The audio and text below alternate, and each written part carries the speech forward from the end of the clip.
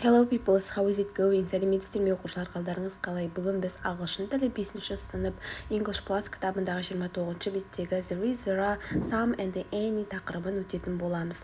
Okay peoples, now let's do exercise number 1. Study the tables and choose the correct words to complete the rules. Оқушылар, бізде яғни осы берілген таблицаны үйреніп алыңыздар деген, яғни бұл жерде ереже оқушылар жекеше және көпше түрі, және де астында бізде ереже берілген. Мысалы, астында ережені in plural sentence we use some. Оқушылар, бұл жерде дұрыс деп таңдаймыз, яғни дұрысын таңда деген ережеде, яғни бізде оқушылар көпше сөйлемде және болымды сөйлемде бізде some қолданылады. Көріп тұрғандарыңыздар, бұл жерде таблицада берілген there are some museums деп тұр. Онда бірнеше музейлер бар деген. Ал we use any in negative sentence, яғни болымсыз сөйлемдерде оқушылар біз any-ді қолданамыз. Яғни ережеде біз дұрыстап астын сызып жазуымыз қажет. Бұл жерде көріп тұрғандарыңыздай мысал келтірілген таблицада there aren't any shops. Онда яғни ешқандай да не жоқ деген, дүкендер жоқ деген. Келесі exercise number 2, correct the sentence, яғни сөйлемді дұрыстаңыз деген.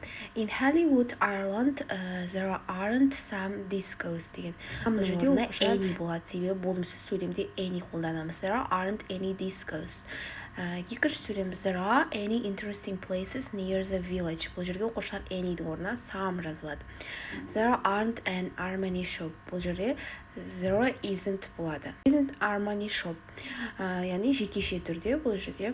Төртінші there are a small shop деген. Бұл жерде жекеше түрде болғандықтан is болады. There is a small shop.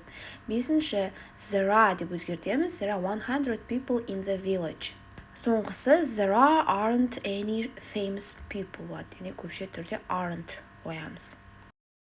Next exercise number 3, write sentence about London in England and London in the South Pacific. Use there is, there are, some, any and the numbers. Бұл жерде оқушылар сіздерге Англиядағы Лондон және де оңтүстік тынық мұхитындағы Лондон жайлы сөйлемдер құрап жазыңыздар деген. Оған there is, there are, some, any деген сөздерді қолданып және сандарды қолданып сөйлем құрауымыз қажет.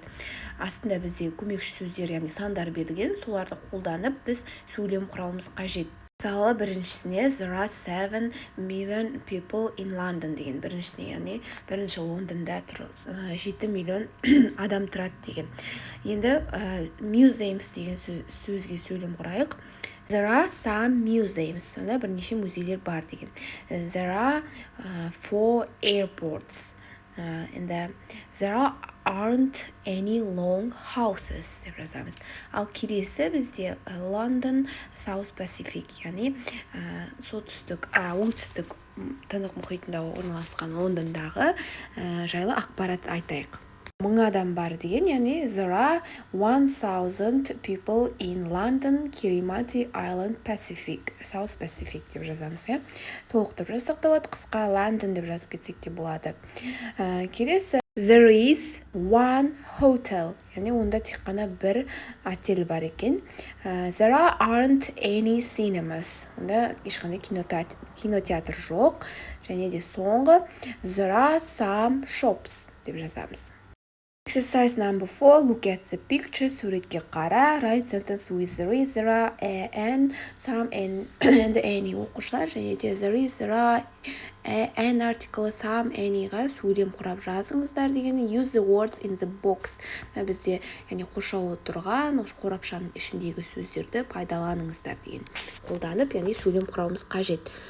There are 2 women, there is a street, there aren't any houses. Онда үйлер жоқ, бұлар оқушылар үйлер емес, әртүрлі нәрселер. Бұл жерде кинотеатр бар, дүкен бар деген сияқты үй жоқ көрсетілмеген. Сондықтан да there aren't any houses деп жазамыз. Және there is a baby, онда бір ғана бала бар коляскада. Және де there are some children, бірнеше балалар бар. There is a cinema, ол жерде бізде бір кинотеатр бар, және де there are some shops, бірнеше дүкендер бар. There is a museum, and there is a restaurant, яғни бір ресторан бар, бір музей бар, және де There are some parks, немесе there is a park, яғни бір паркты айтатын болса бір паркты жазамыз, there is a park, және де there is an airport, яғни ол жерде бір аэропорт бар екен. Оқушылар келесі 5-ші жаттығуда өзіңнің қалаң жайлы сөйлем құрап жаз деген, яғни бұл жерде оқушылар бізде сөздер берілген, сол сөздерді қолданып, және де 24-ші беттегі орындарды қолданыңыздар деген, соларды біз қолданып сөйлем құрап жазуымыз қажет өзіміздің қаламыз жайлы. Мысалы, good деген жақсы жағын жазамыз. There aren't any noisy streets. Яғни бізде шулы көшелер жоқ. Bad жаман жағы. Мысалы, Italian restaurants, яғни итальяндық ресторандар жоқ болса, бізде ол және жаман нәрсеге жататын болса, біз badке жазамыз, былай сөйлем құраймыз. There aren't any Italian restaurants. Яғни ешқандай да итальяндық ресторандар жоқ. Және де жақсы жағына there are some big shops. Яғни онда үлкен дүкендер бар деген. There are some interesting museums. Қызықты музейлер бар деп жазамыз жақсы жағына. Және де there is one airport, яғни тек қана бір аэропорт болса, бір аэропортты жазамыз.